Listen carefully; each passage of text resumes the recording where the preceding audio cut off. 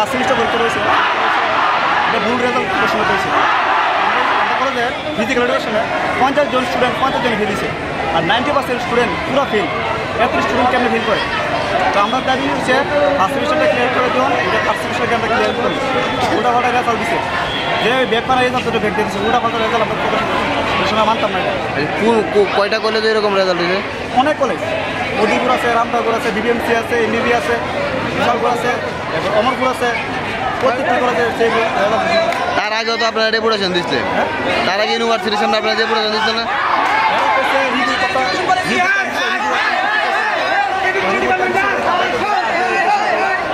আমরা চিন্তা করতে